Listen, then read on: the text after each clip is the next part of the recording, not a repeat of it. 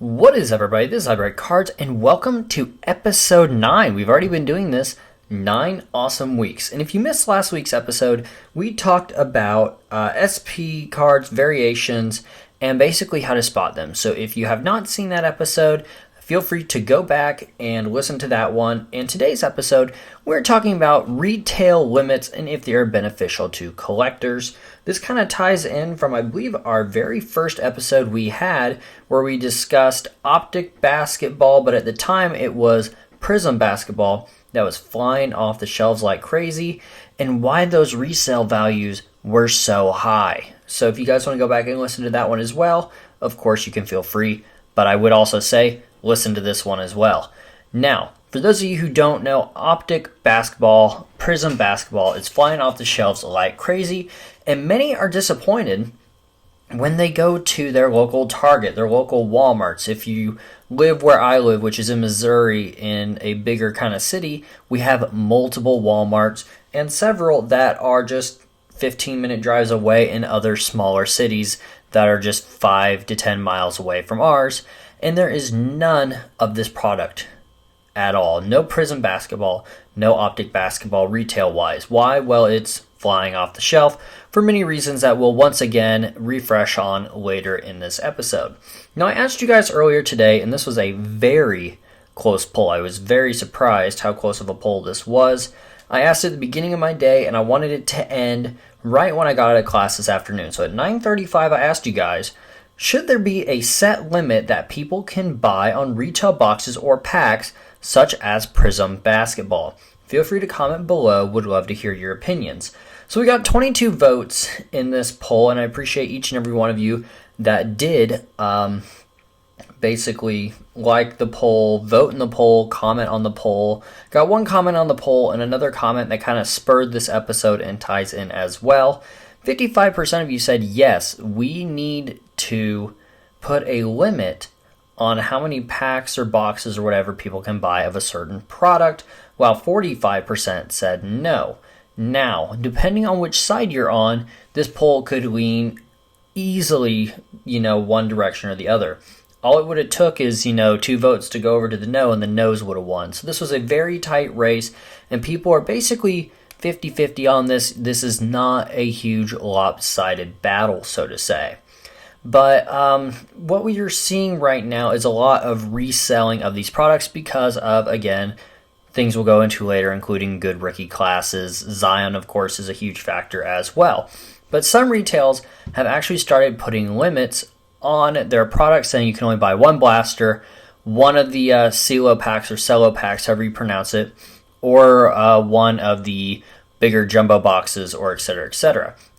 They're also taking these items and sometimes putting them in customer care with signs, which I wanted to have for this episode to put in the thumbnail. Unfortunately, I was not able to find the one I saw earlier on the weekend. I think that was Saturday. I saw a nice little story somebody posted about having issues with restockers and with employees at Target and things like that being a pain when all you want to do is grab some packs or some boxes.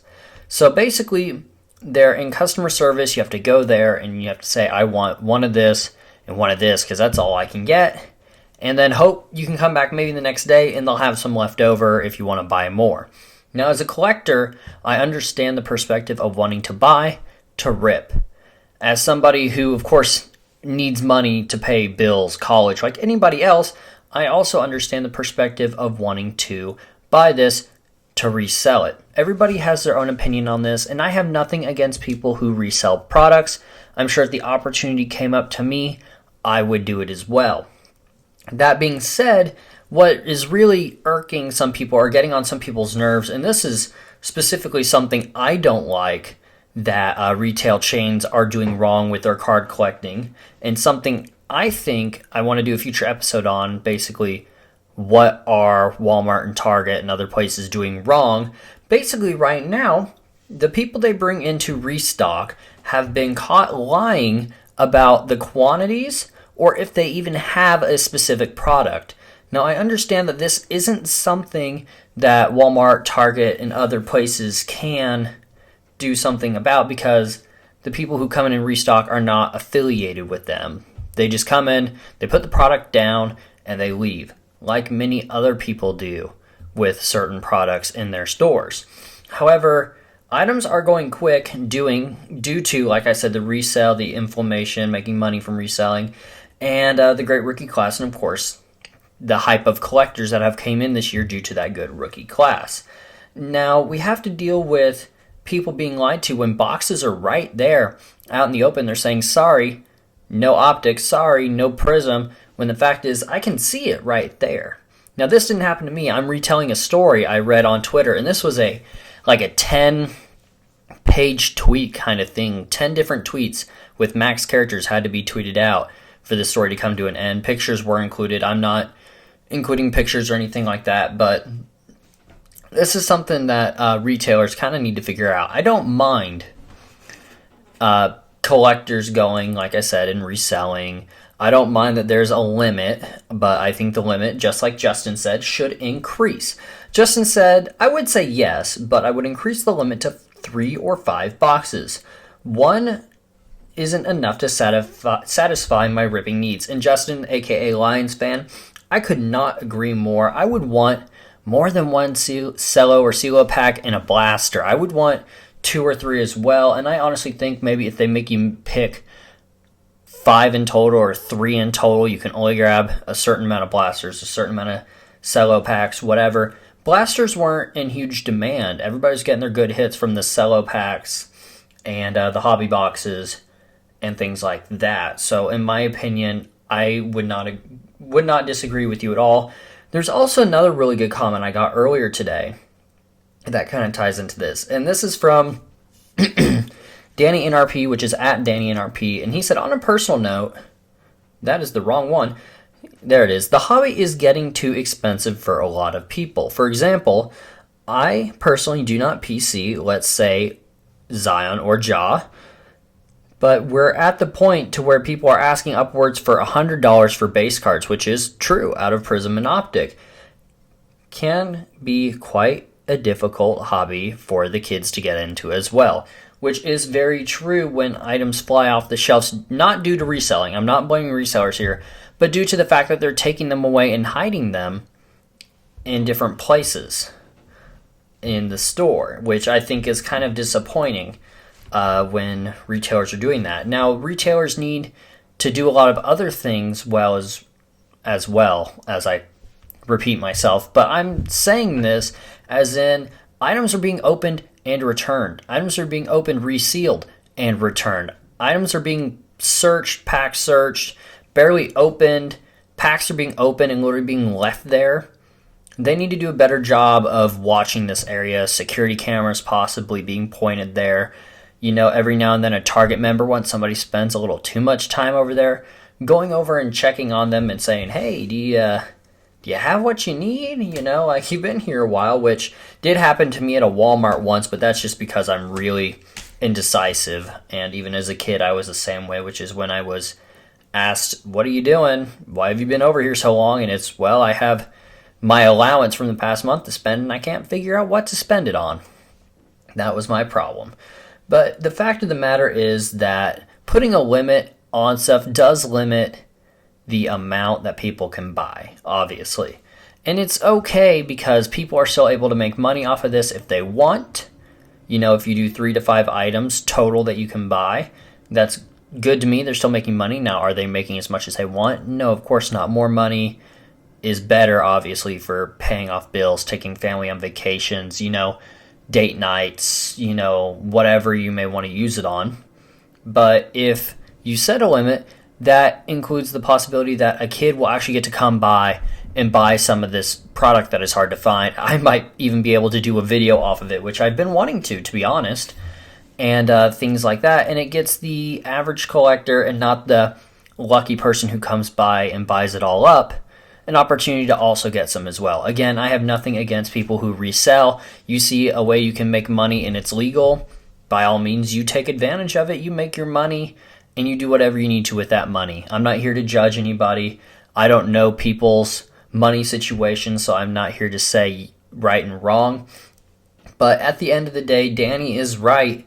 This product is becoming expensive, not due to resellers, but due to demand, draft class, and things like that.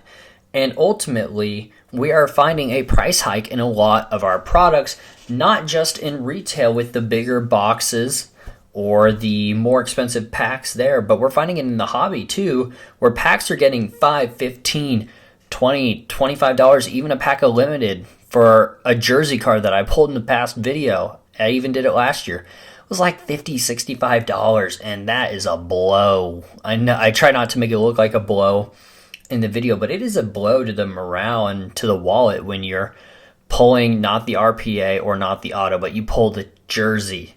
Oh, it hurts so bad. And for those of you who do single packs, you guys will know what I mean when you pull that no-name jersey or you spend a lot of money on a pack and you pull, something bad.